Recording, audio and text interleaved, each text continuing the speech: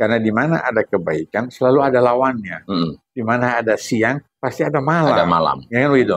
Di mana ketika kita bicara toleransi pasti ada orang-orang yang intoleransi kan gitu. Kalau kita bicara radikalisme ada juga kelompok yang tidak radikalisme. Olehnya itu saya kira kepada semua pihak kita harus berkata bahwa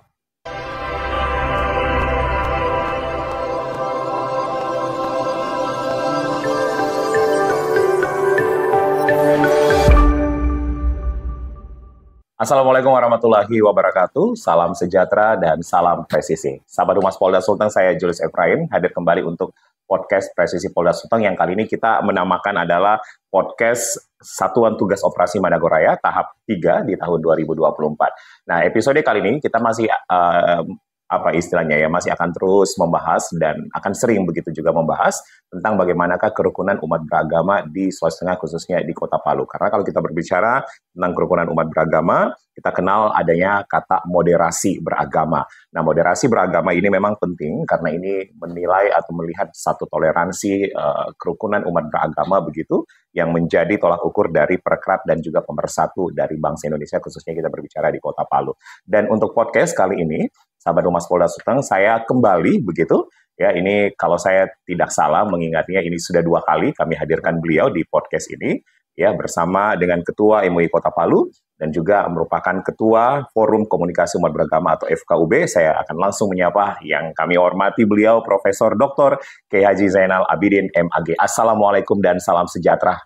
Waalaikumsalam warahmatullahi wabarakatuh. Salam sejahtera buat kita semua. Baik, karena kita di podcast Presisi Polda Sulteng, kita harus salam presisi juga, Prof. Salam presisi.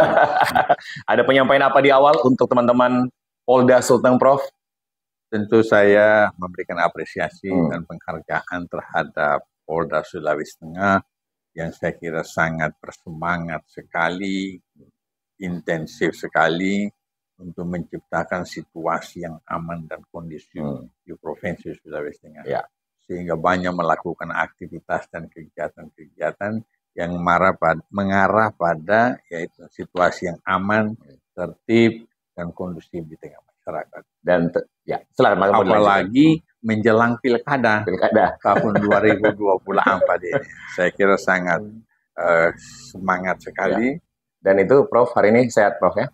Alhamdulillah, sehat walafiat. Sehat walafiat. Ya. Dan istilahnya senang ini kita kembali lagi di Prof di podcast Presisi. Kalau saya tidak salah ini kedua kali Prof ya? Saya kira ini yang kedua kalinya dan saya juga merasa senang. Ya.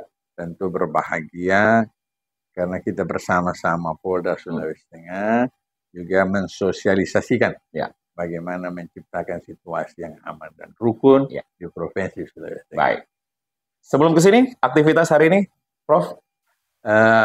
Aktivitas hari ini sebenarnya karena kebetulan lagi ada musabaqah tilawatil Quran, saya sebagai salah satu wakil ketua Dewan Pengawas Ketua Dewan Pengawas Hakim. Ya. Sehingga saya nanti sesudah acara ini harus ke lokasi di Untat, melihat, memantau hakim-hakim yang bertugas. Ya. Bagaimana mereka melaksanakan tugasnya dengan baik dan benar. Ini adalah MTQ ke-30. Ya. Ya, saya kemarin hadir di pembukaannya juga, Prof. Melihatnya begitu luar biasa umat, luar biasa kafilanya, pesertanya, profesor, dan penyampaian yang dilakukan, sambutan yang dibuka oleh Sekda, Prof. Menyampaikan, marilah kita menikmati keindahan Al-Quran itu sendiri, Prof. Ya kan? Apa yang Prof lihat pada waktu pembukaan dan juga sambutan dari semua yang termasuk juga Kakanwil Kemenak pada saat itu? Saya minta maaf pada saat pembukaan saya tidak hadir.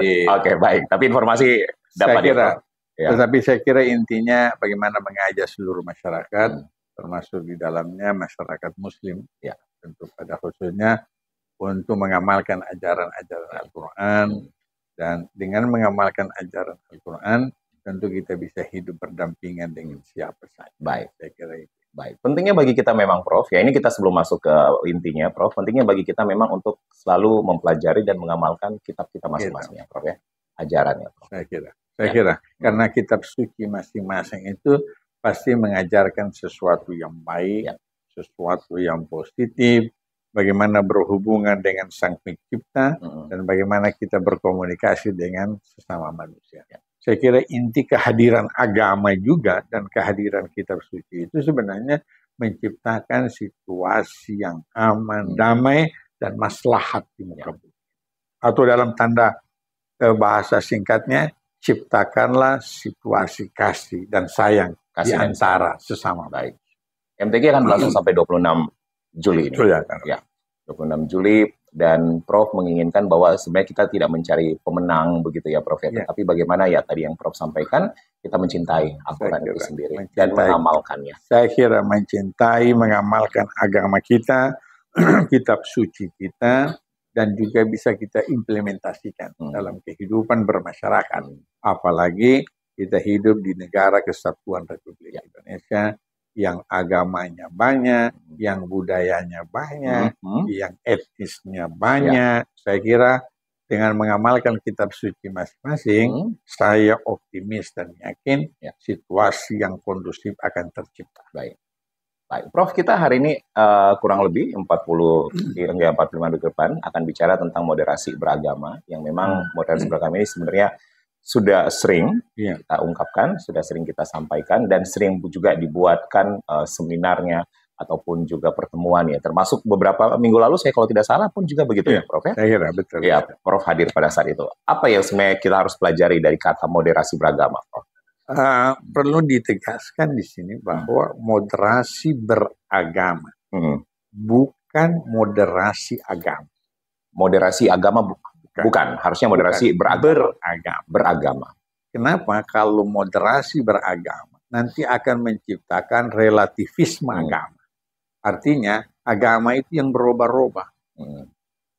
Tetapi moderasi beragama itu adalah cara beragama. Jadi agamanya tetap sesuai keyakinan orang, sesuai kitab sucinya masing-masing, tetapi perilaku dan cara orang beragama itulah yang dibuat moderat. Ya, dia toleran, menghargai orang yang berbeda dengan dia, perilaku dan sikapnya juga menghargai orang lain, apakah itu perbedaan agama, apa itu perbedaan suku, semua dihormati dan dihargai. Jadi perilaku orang beragama, bukan agamanya, karena agama itu sudah bersumber dari Tuhan. Pasti benar karena dia bersumber dari Tuhan. Jadi kita harus menyebutnya moderasi beragama. Tidak bisa menyebut moderasi agama. Baik, Prof menyampaikan pengertian moderasi itu adalah ada sikap toleransi, ada sikap menghargai, kasih sayang, rasa cinta. Betul sekali. Prof, ya. Betul sekali. Itu tidak berarti bahwa ketika kita menghargai dan menghormati orang lain, lalu kita seperti orang itu. Tetapi kita juga menghargai bahwa ada orang memiliki pendapat yang berbeda. Ada orang memiliki pemahaman yang berbeda dengan kita. Bukan hanya antar umat beragama, internal umat beragama juga. Harus kita melakukan hal-hal yang bersifat moderat. Misalnya di Islam, ada faham yang berbeda dengan kita. Misalnya ada Muhammadiyah, ada Nahdlatul Ulama, dan ada yang lain-lain. Gitu. Tentu ada perbedaan. Nah, dengan moderasi itu kita berharap, saya menghargai dan menghormati orang lain. Tapi tidak berarti saya harus menjadi orang itu. Nah, itu yang kita maksudkan dengan moderasi beragama. Cara dan perilaku beragama yang moderat. Saya setuju ketika Prof mengatakan saling menghargai pendapat. Ya, dan ketika kita tidak usah mengomentari sesuatu, itu kita harus tahan. Ya, kadang-kadang gini kan begitu, Prof ya. Kita yang sudah tidak tahu ilmu, tidak tahu tentang hal, tapi banyak komentar begitu, Prof. Prof melihat itu juga ya, masyarakat. Saya kira kita berharap masyarakat kita tidak perlu mengomentari sesuatu yang kita tidak tahu. Ya, saya setuju. Ya. Kalaupun kita mau berkomentar, kita akan berpikir, apakah komentar kita itu bermanfaat atau tidak? Betul. Boleh saja yang benar yang kita ungkapkan, tetapi disalahpahami oleh orang lain. Nah, itu juga cara berpikir moderasi beragama. Baik, Prof melihat kita ada 6 agama ya, yang legal, yang resmi. Islam, Kristen, Katolik, Hindu, Buddha, Konghucu. Prof melihat khususnya Kota Palu sebagai Ketua MUI dan FKUB khususnya untuk pagi ini, melihat seperti apa kemudian moderasi beragama di 6 agama ini. Ya, saya melihatnya dari pengalaman-pengalaman saya bergaul, berteman dengan para tokoh-tokoh agama yang disebutkan tadi itu, ada 6 agama, ternyata moderasi beragama itu juga ada pada semua agama. Artinya semua agama juga mengajarkan tentang bagaimana perilaku menghargai dan menghormati orang yang berbeda dengan kita. Dan kalau ingin saya buktikan, selain kunjungan saya ke daerah-daerah, pertemuan dengan mereka di berbagai kesempatan, bahkan kita sudah melahirkan sebuah buku.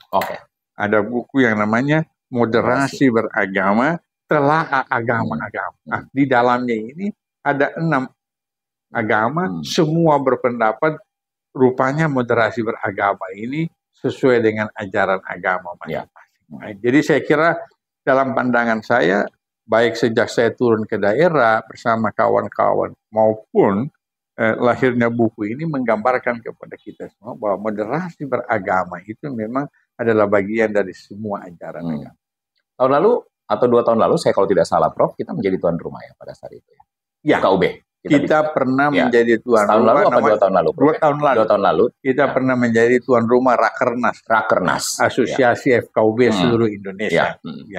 Pada bulan November 2022 ya, 2 tahun lalu, dan saat itu saya pun juga terlibat ya sebagai salah satu yang ada di acara. Banyak yang hadir pada saat itu, Prof. Semua bahkan hadir. Ketua FKUB Indonesia itu hadir. Hindu ya, Pak? Iya, orang Hindu. Orang Hindu.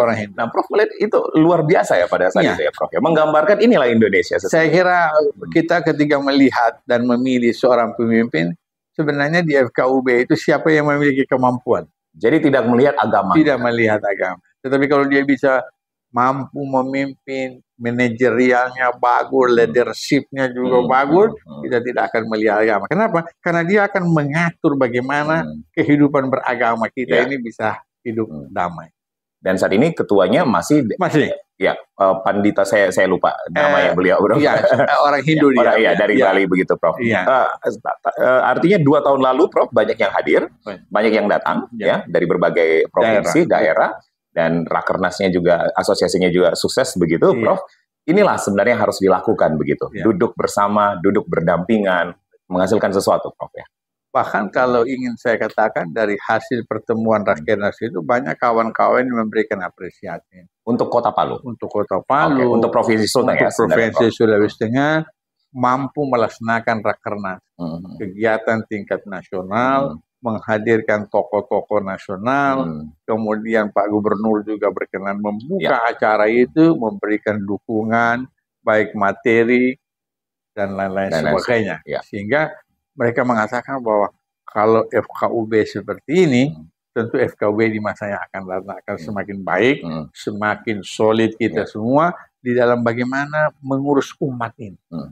Ya, setiap pendeta, setiap pastor, setiap orang-orang yang berkecimpung di dunia keagamaan seperti ini, termasuk tokoh-tokoh agama, saya kira memberikan apresiasi. Bahkan kita pada waktu itu undangan tidak membedakan agama. Tidak ada perbedaan apa-apa. Bahkan kami sebagai MC disandingkan juga dengan agama lain pada saat itu. Artinya ini satu keberagaman, kolaborasi yang baik. Prof tadi sampaikan mengurus umat. Ketika masing-masing tokoh agama, Prof, diberikan tanggung jawab dan wewenang untuk mengurus umat, begitu, Prof. Sebenarnya apa yang harusnya disampaikan dan harusnya diberikan kontribusi ke umat masing-masing, begitu, Prof? Saya kira yang paling penting tokoh-tokoh agama, mereka yang selalu berkecimpung dan mengurusi umatnya masing-masing. Pertama, memberikan ilmu pengetahuan tentang ajaran agama yang baik dan benar. Itu yang pertama. Ajarilah mereka dengan pengetahuan yang baik dan benar tentang ajaran agama ini. Yang kedua, beri informasi kepada mereka bahwa perbedaan itu adalah bagian dari ketetapan Tuhan. Sehingga nanti setiap umat itu dia yakini kebenaran agamanya tanpa harus kemudian mencaci maki dan menghina orang yang berbeda dengan dia. Ini hal seperti ini yang perlu kita sampaikan kepada umat kita, bahwa perbedaan agama, perbedaan sekte, perbedaan aliran itu jangan menyebabkan kita bertikai dan berkelahi.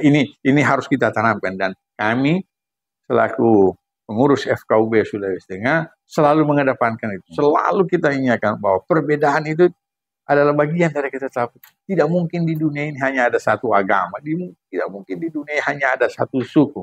Ini harusnya diberikan pemahaman kepada umat kita masing-masing, sehingga umat kita sudah terbiasa kalau melihat perbedaan, rupanya ini bagian dari ketetapan. Baik. Di awal tadi Prof mengatakan, jangankan persoalan eksternal, internal umat itu sampai hari ini pun juga kadang-kadang ada konflik. Ada pro kontra begitu, Prof. Perbedaan pendapat masing-masing tokoh juga begitu, dan ini biasanya menyebabkan umat di bawah atau jemaat atau jamaah di bawah itu terpecah gitu, Prof. Betul. Nah, gimana kemudian harusnya sektor internal agama ini masing-masing kuat begitu, Prof? Walaupun memang kita harus tetap menghargai perbedaan pendapat, Prof. Iya. Nah, saya sering mengatakan kepada kalangan internal agama masing-masing bahwa jangan selalu melihat perbedaan. Yang selalu kita kedepankan itu persamaan. Bahwa banyak sekali kesamaan-kesamaan kita dibanding dengan perbedaan kita. Misalnya internal umat Islam, kalau dia sama-sama sudah menghadap ke kiblat, dia juga sama-sama menghadap ke Ka'bah, ya sudah, kita sudah sama. Kan begitu? Ya, kalau salatnya juga 5 kali sehari semalam, ya sudah, kita sudah sama. Walaupun nanti kita melihat ada cara-caranya yang sedikit berbeda di antara satu aliran dengan satu aliran. Tidak usah itu perbedaannya yang dilihat, tapi mari kita lihat bersamaan. Kalau yang seperti itu kita ajari kepada umat kita di tingkat internal kita masing-masing, bahkan boleh jadi di tingkat eksternal pun harus kita ajari hal-hal seperti itu. Kita beri informasi kepada mereka. Saya kira saya juga optimis lah. Kita akan bisa hidup berdampingan dengan baik, kita bisa hidup rukun, bahkan kita bisa saling kerjasama lah. Karena kebutuhan kita ini sama umat beragama ini kan tantangan yang kita hadapi banyak sekali, Bang. Misalnya kebodohan, keterbelakangan, kemiskinan. Ini tanggung jawab umat beragama, dan tokoh-tokoh agama harus memberikan motivasi bagaimana kita jangan keterbelakangan. Jangan sampai umat kita ini banyak yang bodoh. Jangan umat kita ini banyak yang miskin. Hal-hal seperti ini kan. Karena biasanya kemiskinan itu kan mengganggu ibadah orang. Kebodohan juga membuat ibadahnya tidak berjalan dengan baik dan benar. Keterbelakangan dan lain sebagainya. Dan saya kira ini bukan hanya salah satu agama, tapi semua agama harus berpikir ke arah sana.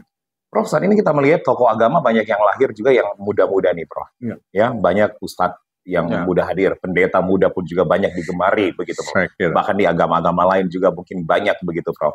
Prof melihat gimana kemudian untuk seorang senior seperti profesor yang kemudian ini harusnya anak muda nih yang sekarang ini sudah pun juga berdiri di depan umat masing-masing, itu pun juga harusnya memberikan nilai-nilai yang baik begitu, Prof. Ya, saya tentu senang, bahagia bahwa di semua agama bisa melahirkan tokoh-tokoh muda, penceramah-penceramah muda. Bahkan lebih disenangi nih sekarang biasanya gitu, Prof. Saya kira mereka mendapatkan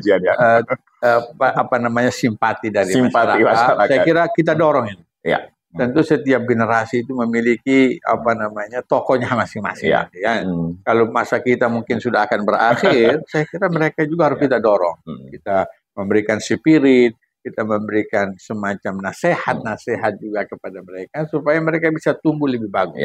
Karena tantangan yang dihadapi oleh mereka, masalah yang dihadapi oleh mereka tentu jauh berbeda dengan masalah yang kita hadapi. Dan sebenarnya lebih besar, Prof, karena hidup di era modernisasi nih, Prof. Era modernisasi, era digitalisasi, media sosial dan lain sebagainya yang luar biasa ini, mereka memiliki tantangan yang tidak sama.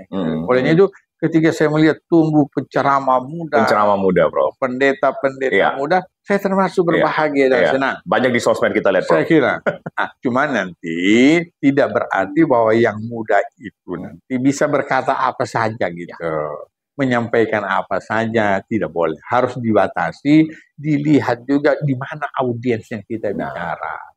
Kalau audiensnya misalnya antar umat beragama, usahakanlah ceramahnya juga bisa merukunkan dan mendamaikan. Kan begitu. Kalau Anda bicara di umat Anda sendiri, jangan sampai nyerempet bicara tentang umat lain. Ini yang kadang-kadang keseleo nih, Prof. Kan?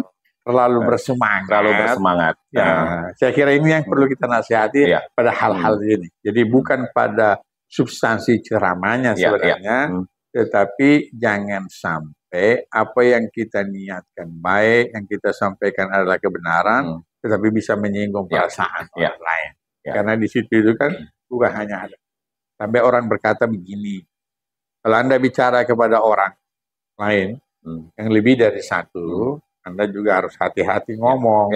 Kenapa? Antara garam dan gula itu sama-sama putih. Betul. Tapi rasanya pasti berbeda. Betul. Jadi setiap orang yang kita hadapi itu kan tidak mungkin memiliki hal yang sama seperti yang kita sampaikan. Nah, saya kira ini yang kita akan ajari, yang kita berikan nasihat kepada kawan-kawan kita. Ya, kadang-kadang kata atau lidah yang keseleo inilah, Prof. Yang kemudian akhirnya memecah belah lagi, membuat pro dan kontra. Sosmed mulai lagi panas nih, Prof. Orang bilang digoreng-goreng lagi. Digoreng-goreng lagi. Diambil detik atau menit yang itu saja, Prof. Saya kira. Ya, betul sekali. Saya sependapat ketika kita berceramah di depan umat atau agama masing-masing, ya kita fokus aja di situ. Tidak usah nyerempet ke iman membandingkan lagi dengan iman dan kepercayaan orang lain. Karena orang lain juga mengimani apa yang dia imani itu adalah keyakinan juga kebenaran buat dia kan. Apa yang kita yakini adalah kebenaran. Mantapkan saja umat masing-masing. Dan kita harapkan umat kita juga bisa bersahabat dengan umat yang lain. Seperti itulah dakwah-dakwah saya. Dakwah yang sejuk, dakwah yang damai, dan dakwah yang bisa membuat menghargai dan menghormati. Baik, Prof, saya sebenarnya sudah sangat sering menanyakan ini ke Prof, ya karena kami sudah sering bertemu dalam acara dan pasti Prof jawabannya juga akan sama. Tapi saya akan menanyakan lagi. Kalau kita melihat Kota Palu, Sulawesi Tengah, ini kan selalu Prof mengatakan kita masih dalam toleransi yang luar biasa, rukun damai. Hari ini pun juga masih terjaga. Prof melihat itu masih terjaga untuk hari ini, hingga hari ini maksud saya. Saya kira toleransi di Provinsi Sulawesi Tengah dan juga kalau di Kota Palu, saya melihatnya masih dalam kondisi yang baik. Bahkan kuat mungkin, Prof. Saya kira itu artinya indikatornya kita tidak pernah lihat lagi ada orang berselisih karena beda agama. Ya kan? Kita ada orang berselisih karena pemahaman keagamaan misalnya yang berbeda. Itu artinya bahwa toleransi yang ada di Provinsi Sulawesi Tengah itu sudah berjalan cukup baik. Tapi bukan berarti saya mengatakan ini keberhasilan kita, tidak. Tetapi ini keberhasilan semua pihak bekerja, berusaha, bagaimana menciptakan situasi yang rukun dan damai. Dan hasilnya kita lihat, kita sudah bisa lihat sampai hari ini. Termasuk kepolisian misalnya, Polda Sulawesi Tengah dengan Madago Raya, yang saya kira sudah sampai 3 kalau saja. Madago Raya 1, Madago Raya 2, Madago Raya 3, dan buktinya kita lihat. Bekerja sama di semua elemen, bekerja sama dengan FKUB, bekerja sama dengan tokoh-tokoh agama, dan hasilnya kita lihat. Hari ini kalau kita mau ke Poso, jam berapapun kita pergi, kita tidak ada masalah. Tengah malam juga nggak masalah. Tidak ada masalah. Mobil kita juga mau di tengah jalan juga tidak ada rasa kata. Apa artinya? Bahwa situasi kita sudah semakin baik, sudah semakin kondusif. Jadi termasuk toleransi beragama. Ya kemana-mana saja kita. Aman. Ya, saya termasuk misalnya melihat. Kemarin kita melaksanakan Pasca Aukumene. Di Gawalis yang jadi kurang lebih 50.000. 50.000. Luar biasa. Dilaksanakan di suatu tempat yang basisnya umat Islam. Kan begitu. Ya kan begitu. Nah, tetapi bisa menerima. Bisa menerima. Kita pernah melaksanakan Natal Aukumene. Di Gelora Bumi Kaktus. GBK. Namanya udah berubah sekarang, Prof. Ya sudah. Siapa namanya? Kita nggak pasti, ada pro kontra. Oke, dilanjutkan, Prof. Jadi saya kira dalam konteks Kota Palu tidak ada masalah. Tidak ada masalah. Umat lain juga bisa menerima. Umat Kristen juga melaksanakan juga dalam keadaan aman dan damai. Bahkan di umat Kristen ada denominasi, tapi kok bisa bersatu semua? Bisa bersatu. Denominasi kan? Ada BK, ada GKST, ada Protestan dan lain sebagainya. Tapi kita lihat, tiga Natal Ekumene, Pasca Aukumene, semua berjalan. Bahkan dalam catatan sejarah, inilah pertama kali Pasca Aukumene yang dihadiri 52.000. Terbesar. Bahkan ada kawan mengatakan ini terbesar seluruh Indonesia. Bahkan yang bicara itu saya gitu. Seorang ketua majelis ulama misalnya, walaupun kapasitas saya selaku ketua FKUB, tapi saya diberi kepercayaan untuk bisa ngomong di hadapan 52.000 umat beragama. Bukankah ini menunjukkan toleransi umat beragama yang baik? Bahkan kita mendapat pujian. dari daerah-daerah lain, dari Jakarta dan lain sebagainya, itu mengatakan luar biasa Provinsi Sulawesi Tengah, luar biasa Kota Palu bisa melaksanakan kegiatan yang bahkan saya ingat Prof, di Februari Prof mungkin lupa. Ya. Saya ingat Prof hadir di pembukaan salah satu tempat gym tahun baru Cina. Betul. Prof hadir sebagai pembicara pada saat itu. Betul. Yang di depan kita ini Buddha, ada Buddha, agama Buddha banyak. Betul. Prof. Ada Konghucu. Ya, saya ketemu Prof situ. Bahkan Prof menyampaikan nilai, menyampaikan narasi begitu indah, Prof. Dan itu diterima begitu. Itu yang saya katakan kepada host kita ini, bahwa semua agama itu sebenarnya mengajarkan nilai-nilai kedamaian, nilai-nilai keharmonisan. Sehingga saya kalaupun tampil di berbagai agama, saya bisa membawa konsep, walaupun saya tidak mengetahui secara intensif atau dalam, tapi secara umum kelihatannya semua sama. Saat itu di catatan saya rundown-nya Prof, kultum 7 menit. 7 menit. Dan Prof tidak memberikan itu dalam 7 menit. Iya. Dan semua yang hadir situ kita mendengarnya dengan tidak bosan begitu Prof. Betul. Sampai selesai. Iya. Ini artinya kan Prof, kalau kita melihat banyaknya agama Buddha yang hadir, mungkin Kristen yang hadir, yang dominan. Betul. Tapi inilah sebenarnya sejatinya agama atau moderasi beragama dibangun, Prof, ya. Itu yang saya katakan, misalnya istilah namo budaya, itu doa yang dalam artian semoga kita semua berbahagia. Bahkan di Buddha mengatakan kita berharap semua umat berbahagia. Dan ini ajaran-ajaran yang menyejukkan. Ya kan? Karena ajaran-ajaran Buddha kan dari Candi Borobudur dulu, Prof, ya, sampai hari ini kita bisa pakai juga tuh nilai-nilai, Prof. Siddhartha Gautama misalnya sebagai pendiri agama Buddha, itu kan mengajarkan bagaimana hidup berdampingan dengan orang lain, menolong, membantu, mengasihi orang-orang yang membutuhkannya. Bahkan Siddhartha Gautama mengajarkan dia tinggalkan istana kerajaan demi meninggalkan kemewahan dunia. Kemewahan dunia. Saya kira ajaran begini hampir ada di semua ajaran agama. Kan begitu? Nah, itulah yang kita katakan tadi, bahwa toleransi di Provinsi Sulawesi Tengah dan Kota Palu, saya kira kita bisalah mengatakan sangat baik. Bisa menjadi contoh. Bisa menjadi contoh. Karena berbagai event-event nasional juga sukses. Sukses dilaksanakan. Yang event agama tapi sukses didukung, disupport oleh agama yang lain. Bahkan yang terakhir, kita punya pertemuan di Koboy, apa namanya? Di Brimob itu apa ya? Saya lupa. Brimob. Makobrimob yang di sini. Mamboro. Petobo. Oh, Petobo, ya. Di Petobo itu kan ada baru-baru datang lagi jenderal dari London, backup pimpinan tertinggi umat Kristiani dari Balak itu hadir. Dan saya juga narasumber di sana. Hadir juga. Itu memberikan bagaimana bersatu. Umat ini bersatu di tengah perbedaan-perbedaan. Dan saya betapa sambutan yang cukup positif.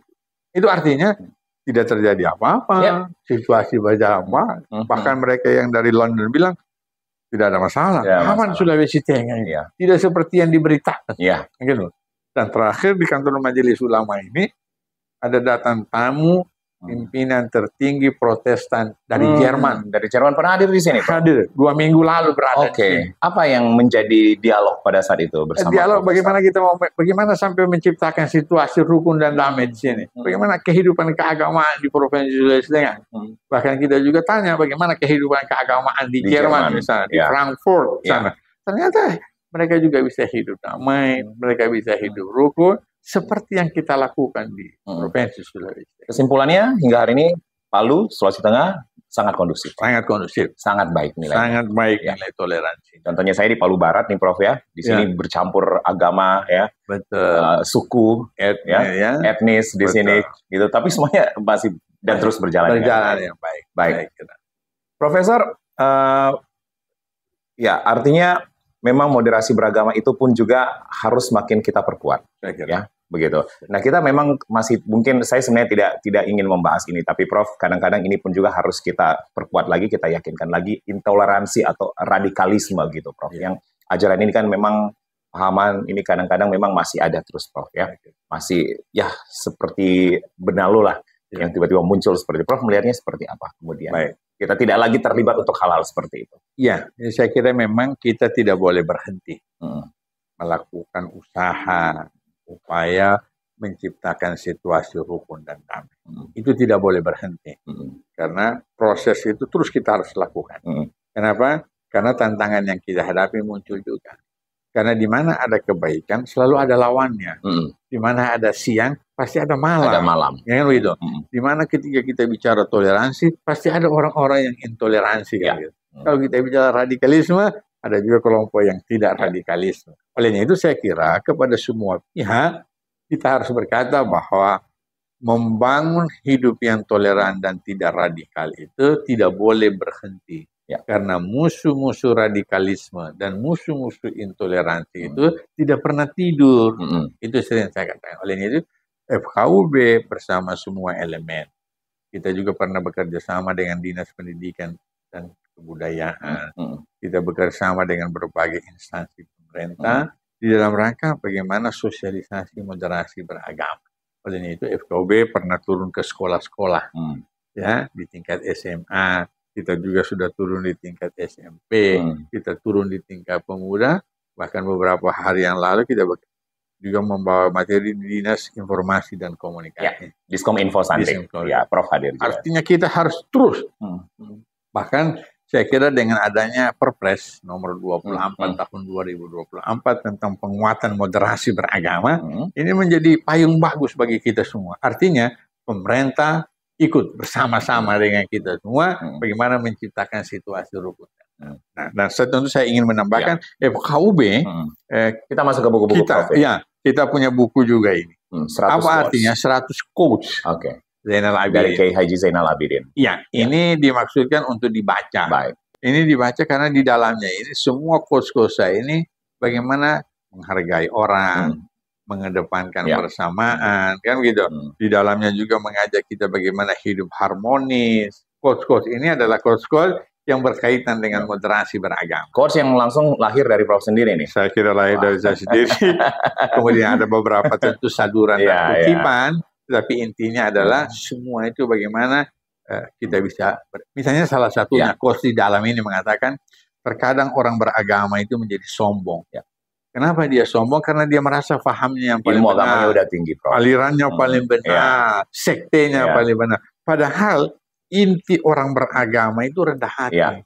Semakin rendah hati orang beragama itu semakin baik pengamalan keagamaan. Bahkan banyak yang mengatakan kalau di sosmed maksud saya itu mengatakan pemilik surga nih sudah nih. Kalau udah mengeluarkan kalimat itu, wah udah seperti pemilik surga nih yang satu.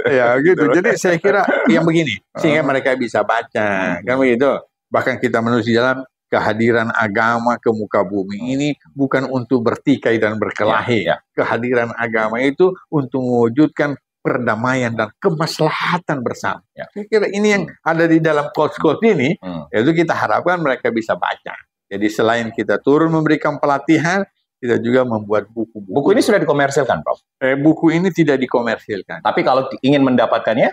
Saya kira ini kita bagi-bagi saja karena ini uang dari FKUB yang mencetak. Siapa tahu nih sahabat Humas Polda Prof ingin begitu. Saya kira Polda Sulawesi Tengah mau memperbanyak mencetak ulang, saya kira siap. FKUB juga siap membantu. Karena di Polda pun juga harus punya dasar fondasi dari course-course ini keberagaman karena mereka kan juga sering begitu Prof turun untuk mengamankan acara-acara keagamaan. Saya kira kan selain kita memberi materi, kita bilang inilah baca. Kalau Anda membaca ini sudah ada moderasi beragama di dalamnya. Bagaimana menciptakan itu. Bahkan kita punya materi khutbah lagi. 50 khutbah. Ini 50 materi khutbah pilihan membangun spirit moderasi beragama. Nah, ini juga kita ini khutbah Prof sendiri khusus untuk umat Islam. Di dalamnya ini ada banyak penulis, termasuk salah satunya saya. Ada beberapa tokoh muda Islam, saya minta untuk menulis juga di dalamnya. Tapi spiritnya tetap moderasi beragama. Nah, saya kira kalau nanti juga ada yang pingin memperbanyak, kita tidak bicara bahwa ada royaltinya atau tidak, tetapi kita mau bagaimana dia bisa tersosialisasi. Imam-imam masjid, Nah, nanti suatu saat kita minta juga pendeta, kita minta pastor, bikin juga. Misalnya kalau dimungkinkan pendeta juga menciptakan 50 khotbah begini, saya kira kenapa tidak? Dia bisa membacakan di gerejanya macam-macam. Nah, ini upaya-upaya yang kita lakukan di dalam rangka moderasi beragama. Jadi sekali lagi Prof, buku ini bisa dimiliki, caranya bisa diminta saja di kantor FKUB. Ya, kalau masih ada persediaan. Karena Kalau masih ada keterbatasan. Karena begini, kita juga ini setelah mencetak kita kirim ke kabupaten kota. Oke, baik. Ya kan, misalnya kita cetak sekitar 100, kita juga kirim ke kabupaten kota. Misalnya setiap kabupaten kota itu biasa kita kirim 5. Baik. Dan itu bisa di-copy? Bisa di-copy. Diizinkan untuk di-copy, Prof? Saya kira tidak masalah. Baik. Saya masih kembali lagi ke masalah intoleransi dan radikalisme, Prof, ya. Ada kabupaten yang sudah begitu lama sebenarnya, Prof, ya, tetapi kita melihat pun juga hari ini seperti Prof katakan, mau lewat di kabupaten tersebut juga sudah sangat aman. Artinya sudah nilai-nilainya, bibit-bibitnya ini sudah bisa kita pangkas, seminimalisir, Prof, ya. Dan jangan lagi ada tumbuh yang baru. Saya sependapat itu. Oleh itu, FKUB meminta kepada semua pihak, termasuk pemerintah kabupaten dan kota, untuk juga tidak berhenti melakukan sosialisasi moderasi beragama. Artinya, sisihkanlah sedikit anggaran untuk moderasi beragama. Misalnya di kabupaten, Bupati lewat Dinas Pemuda dan Olahraga, ada kegiatan moderasi beragama. Di Dinas Pendidikan dan Pengajaran, ada juga moderasi beragama. Diskominfo juga sekarang, semua Prof, pihak lah. Kita berharap karena ada perpresnya. Ya, Perpres 4 2024. Kan gitu. Artinya secara payung hukumnya ada. Jadi kalau Anda melaksanakan itu tidak akan bertentangan dengan aturan dan perundangan yang berlaku. Karena dia berbentuk perpres kan begitu. Nah, ini yang kita harapkan sehingga semakin gencar kita melakukan moderasi beragama, maka kita berharap betul dalam waktu yang tidak terlalu lama bibit-bibit kader moderasi beragama itu muncul. Ya karena kita tahu di media sosial itu kelompok-kelompok radikal dan intoleransi juga terus bekerja, mempengaruhi generasi muda. Bahkan sekarang ini ada penelitian yang juga mengkhawatirkan kita semua, hampir di atas 70% remaja kita itu berpikirnya radikal. 70%. Nah ini juga menjadi tantangan buat FKUB, sehingga kita turun ke sekolah sekarang, turun ke pemuda, ya.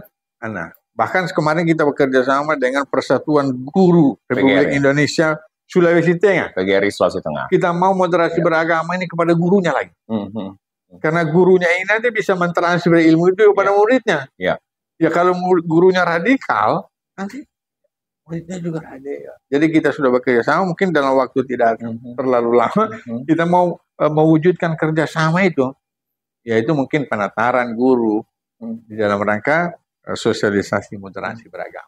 Mungkin materi-materi kita siapkan dengan baik dan benar, lalu nanti guru-gurunya bisa menjadikan buku pedoman. Baik, kolaborasi FKUB, PGRI, dan stakeholder lain, ini Prof lihat memang harus selalu diperkuat begitu ya. Ketika menjadi garda terdepan, berdiri di depan banyaknya orang, banyaknya umat, seperti guru berdiri di depan siswa, FKUB berdiri di depan audiens, umat, itu memang harus selalu diperkuat kolaborasi ini, Prof. Harus, karena apa? Tantangan yang kita hadapi ini, malah yang kita sebut dengan ada transnasional. Artinya ada pemahaman keagamaan yang dari luar kemudian masuk ke Indonesia. Padahal tidak cocok dengan budaya dan kultur masyarakat kita. Nah, biasanya anak-anak muda kita suka yang berlawanan. Iya kan? Ketika kita bilang ideologi Pancasila, Undang-Undang Dasar 1945 itu cocok untuk budaya bangsa kita, pemersatu kita, tapi mereka mengatakan ada ideologi lain lagi, ideologi yang bersifat keagamaan. Tentu ini tantangan. Dan itu biasanya, Prof, dipengaruhi dari entertainment, Prof. Dipengaruhi dari dunia hiburan biasanya. Seni hiburan. Apalagi sekarang, Pak, perlu kita ketahui, informasi yang diterima oleh umat kita masing-masing, anak-anak kita itu sudah tidak lewat masjid, sudah tidak lewat gereja, sudah tidak lewat wihara dan lain sebagainya, tapi dia lewat media sosial. Ini jadi pasar dari radikalisme, Prof, ya, intoleransi. Itu yang saya juga sampaikan kepada kawan-kawan, pendeta, pastor, pandito, kiai, dakwah kita ini tidak hanya di masjid, dakwah kita tidak hanya di gereja dan lain-lain sebagainya, tapi dakwah kita juga harus di media sosial. Kita juga harus turun lewat media sosial. Kenapa? Kalau di media sosial, orang yang mendengar, melihat ceramah kita itu jumlahnya besar, bisa diulang-ulang. Tapi kalau yang di masjid, di gereja jumlahnya terbatas, tidak bisa diulang. Ya Makanya kan? sekarang kita melihat ketika zamannya COVID selesai, Ya. itu kan ada ibadah-ibadah online, Prof. Iya. Ada ceramah online. Online. Nah, ini memang pentingnya tokoh agama sekarang pun juga aktif di sosmed, Prof. Harus. Ya, Oleh itu nanti kita punya website. FKUB. FKUB punya website. Lewat website FKUB itu juga kita menyampaikan pesan-pesan itu. Pesan-pesan moderasi beragama, pesan-pesan kedamaian, pesan-pesan harmonis. Itu kita akan lewat website. Bahkan nanti kita punya podcast juga. Untuk menyampaikan pesan. Akan ada podcast. Akan ada. Sudah siap podcast. Sudah siap podcastnya. Cuma tinggal mengatur secara manajerialnya seperti apa supaya nanti penataannya juga lebih baik. Oke. Baik. Jadi 70% Prof penelitian ya. Iya. Ini tapi Indonesia ya Prof. Kita bicara Indonesia. Di Indonesia saja. Anak muda ini bisa terpapar ke radikalisme. Iya, di tingkat pelajar. Di tingkat pelajar. Tingkat pelajar intoleransi. Bahkan di tingkat mahasiswa juga mengkhawatirkan. Di tingkat mahasiswa ada penelitian dari pusat penelitian di UIN Syarif Hidayatullah juga di atas 50%. Radikalisme dan intoleransi ini memang banyak menyasar ke anak muda, Prof. Kenapa begitu, Prof? Apakah karena ketidakstabilan pikiran mungkin, Prof, ya? Karena begini. Atau belum menemukan jati diri gitu, Prof. Biasanya kan sebutnya salah satunya itu ingin menemukan jati diri. Menemukan jati diri. Dan selalu ingin berlawanan dengan mainstream. Anti mainstream. Iya, dia suka kalau ini pemerintah saya harus melawan pemerintah kan begitu. Dia selalu itu. Yang ketiga menurut saya adalah memang pengetahuan dia tentang kehidupan agama belum maksimal. Belum maksimal. Sehingga siapa saja yang masuk kepadanya itu lebih dia percaya daripada orang dekatnya. Nah, ini pentingnya tokoh agama hadir. Harus hadir. Pendidikan di sekolah, di kampus hadir. Dosen dan juga para guru begitu. Oleh itu saya kira dengan Perpres tadi itu menjadi semangat kita semua bahwa apa yang kita lakukan ini tidak bertentangan. Baik. Kita akan terus bersemangat, kita akan terus bekerja bahwa moderasi beragama harus kita sosialisasi. Baik. Termasuk saya kira di Polda Sulawesi Tengah, seperti podcast seperti ini, Madago Raya itu luar biasa juga.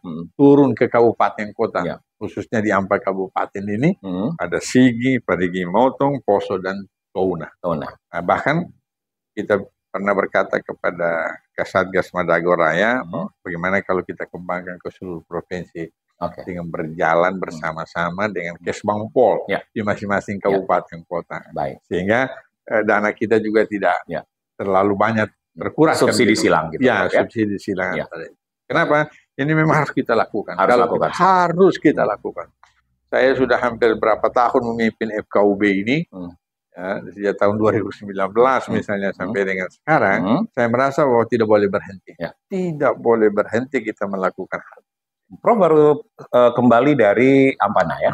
Ini pun juga kaitannya dengan FKUB.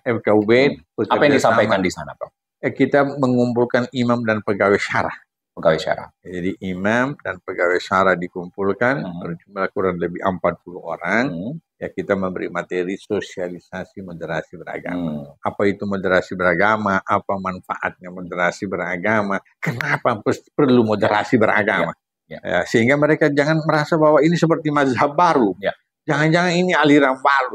Saya berkata, moderasi beragama itu bukan aliran baru, bukan mazhab baru, tapi ini ajaran yang memang diajarkan oleh semua agama. Cuma istilahnya saja yang baru, namanya moderasi beragama. Karena istilahnya harus modern juga dong, Prof. Iya. Makanya istilah ilmiah sekarang. Iya, harus seperti itu juga. Kita harus naik level juga di Prof. Iya, harus. Saya bilang jangan sampai dipahami, ini jangan-jangan Bapak ini bawa aliran baru, masa pemikiran keagamaan. Tidak, saya bilang ini cuma istilah baru disesuaikan dengan perkembangan zaman kita sekarang. Jadi sehingga misalnya saya bilang, kenapa moderasi beragama itu penting? Karena kita ini kan masyarakat yang plural. Banyak agama, banyak etnis. Nah ini kalau tidak dikelola, tidak dimanage dengan baik, itu menjadi pertikaian. Itu bisa menjadi perselisihan. Dan kita tidak inginkan itu lagi, Prof. Kita tidak inginkan. Ya, yang sudah berapa tahun lalu terjadi, itu menjadi pengalaman, Prof, pengalaman pahit kita, bahwa kita tidak akan mengulik peristiwa seperti itu. Bahkan saya berkata kepada mereka, tokoh-tokoh agama, tokoh-tokoh Islam, bahwa agama ini kan bersifat ambivalen. Bisa menjadi perekat, bisa menjadi penyulut terjadinya pertikaian di antara. Jangan sampai agama dijadikan penyulut untuk api perselisihan di antara kita. Jadikan agama sebagai perekat persatuan di antara kita. Karena tidak ada satu agama pun yang suka berselisih dan bertengkar. Nah, itu selalu kita sosialisasi. Baik, Prof, ini saya punya laporan dari Polda Sulteng pada bulan lalu, 18 simpatisan Jamaah Islamiyah dan ISIS menyatakan ikrar setia terhadap NKRI. Prof mungkin sudah dengar berita itu juga. Tanggapan Profesor? Saya tentu memberikan tanggapan yang positif dan apresiasi yang baik terhadap semua pihak, termasuk Polda Sulawesi Tengah, bahwa ada orang-orang yang sudah terpapar radikalisme dan intoleransi mau kembali ke negara kesatuan Republik Indonesia. Tentu pertanyaan selanjutnya tidak sekedar kembali ke negara kesatuan Republik Indonesia, bagaimana kita membina mereka, bagaimana kita mengajak mereka untuk juga mengajak kawan-kawannya yang lain, kan begitu. Kita bersyukur sekian belas orang sudah masuk, tapi tidak boleh juga kita membiarkan begitu saja. Kita juga harus melakukan pembinaan kepada mereka bahwa beginilah kehidupan berbangsa dan bernegara, begini kehidupan beragama kita, yang ini kehidupan beragama, yang hidup kehidupan berbangsa dan bernegara, ini bagian dari ajaran agama, ini bagian dari budaya, kan begitu. Nah, pembinaan saya kira perlu dilakukan. Nah, ini yang penting nih sekarang, pembinaan, Prof. Pembinaan. Dan yang kedua, mereka harus diberi keterampilan, karena mereka perlu hidup. Ya, mereka punya anak, mereka punya istri, perlu pendapatan. Nah, sehingga saya kira nanti Polda atau pihak-pihak terkait yang memiliki pengalaman bekerja sama dengan Dinas Tenaga Kerja dan Transmigrasi itu, bagaimana mereka diberi keterampilan. Dinas Sosial juga. Dinas Sosial.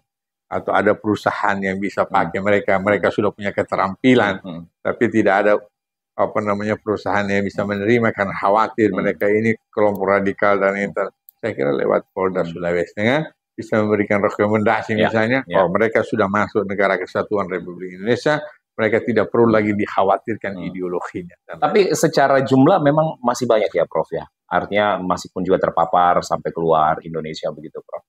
Saya hanya menduga saja, masih ada. Katakanlah kita khawatir mungkin kelompok-kelompok yang ada di gunung sudah tidak ada. MIT. Spesifiknya kita ke MIT.